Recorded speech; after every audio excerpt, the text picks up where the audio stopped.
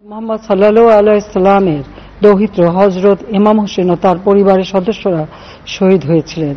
আমি তাদের প্রতি গভীর শ্রদ্ধা জানাচ্ছি।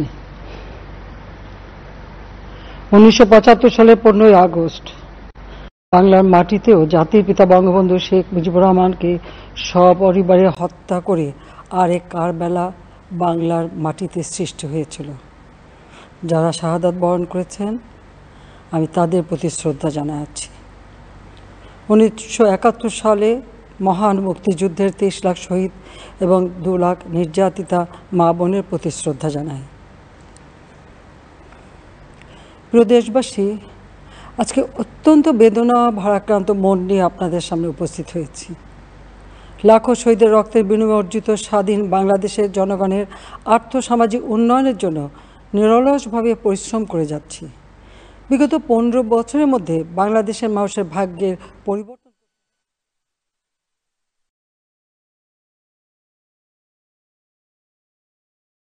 ব্যবহার এবং মানুষের মৌলিক চাহিদা পূরণ করতে অন্ন, বস্ত্র, বাসস্থান, চিকিৎসা, শিক্ষার ব্যবস্থা করে জনগণকে উন্নত জীবন দেওয়ার যাত্রা শুরু করেছি। অনেক সাফল্য অর্জন করেছি। বাংলাদেশকে বিশ্ব দরবারে একটা মর্যাদার আসনে অধিষ্ঠিত করতে সক্ষম হয়েছি। তারপরও আমাদের আরও অনেক দূর যেতে হবে।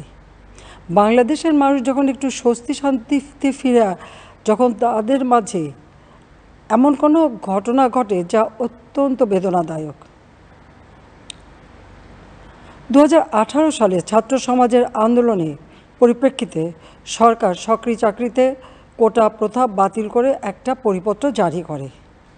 পরবর্তীকালে মুক্তিযোদ্ধাদের পক্ষ থেকে কোটা বহাল রাখার পক্ষে উচ্চ আদালত 2018 সালে জারি করা সরকারের পরিপত্র বাতিল করে দেয়। সরকারের পক্ষ থেকে পরিপত্র বহাল রাখার জন্য সর্বোচ্চ আদালতে আপিল করা হয় এবং মহামান্য আদালত শুনানির দিন ধার্য করে। এ সময় ছাত্ররা কোটা সংস্কারের দাবি নিয়ে আবারও আন্দোলন শুরু করে। এই আন্দোলনের শুরু থেকেই সরকার যথেষ্ট ধৈর্য ও সহনশীলতা প্রদর্শন করেছে, বরং আন্দোলনকারীদের নিরাপত্তা নিশ্চিত করার ক্ষেত্রে পুলিশ সহযোগিতা করে। মহামান্য রাষ্ট্রপতির কাছে যখন আন্দোলনকারীরা স্মারকলিপি প্রদান করার ইচ্ছা প্রকাশ করে, সেক্ষেত্রে তাদের সুযোগ করে দেওয়া হয় এবং নিরাপত্তারও ব্যবস্থা নেওয়া হয়। অত্যন্ত পরিতাপের বিষয় হলো, কিছু মহল এই আন্দোলনের সুযোগটা নিয়ে অনাকাঙ্ক্ষিত উচ্চাবিলাস চরিতার্থ করার সুযোগ নিয়ে সন্ত্রাসী কর্মকাণ্ডে লিপ্ত হয়। এর ফলে এই কোমলমতি শিক্ষার্থীদের আন্দোলনকে ঘিরে যে সকল ঘটনা ঘটেছে তা খুবই বেদনাদায়ক ও দুঃখজনক। অহেতুক কতগুলি মূল্যবান জীবন ঝরে গেল।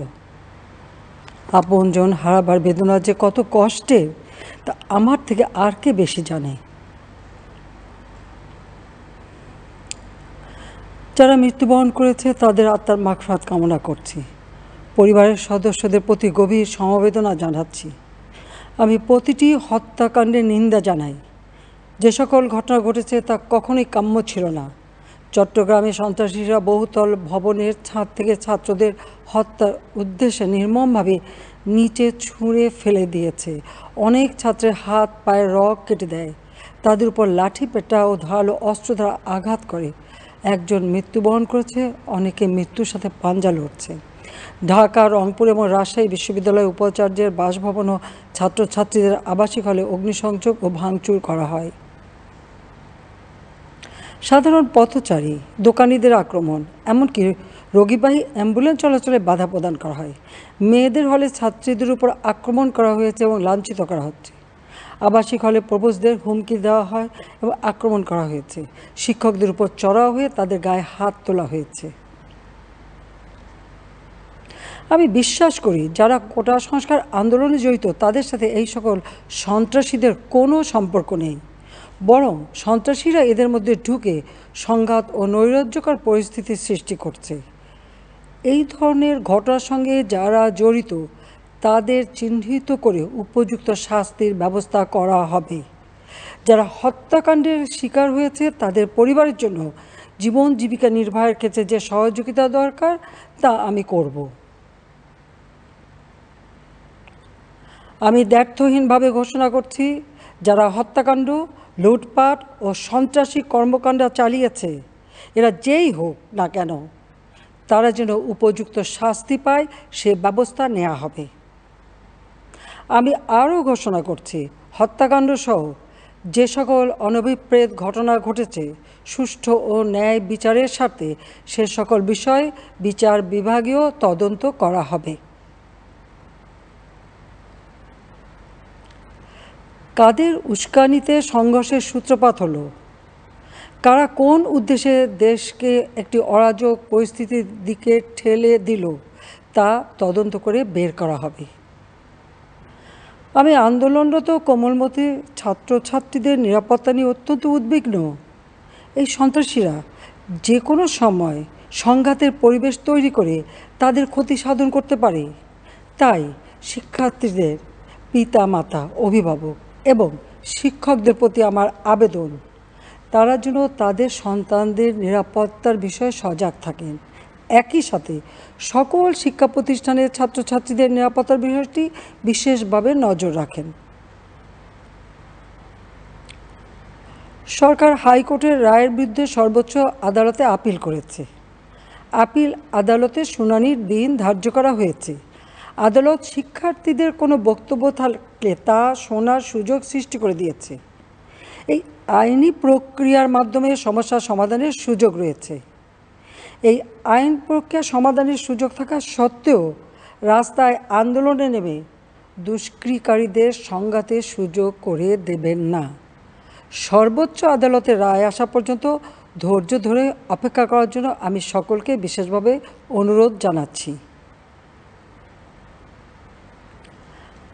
আমার বিশ্বাস, আমাদের ছাত্র সমাজ উচ্চ আদালত থেকে ন্যায় বিচারই পাবে, তাদের হতাশ হতে হবে না।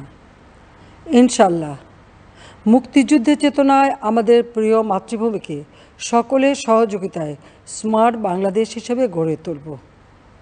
আমি আবারও এই অনাকাঙ্ক্ষিত ঘটনায় যারা নিহত হয়েছেন তাদের জন্য গভীর দুঃখ প্রকাশ করছি এবং পরিবারের সদস্যদের প্রতি আমার সমবেদনা জানাচ্ছি। খোদা হাফেজ। জয় বাংলা, জয় বঙ্গবন্ধু। বাংলাদেশ চিরজীবী হোক।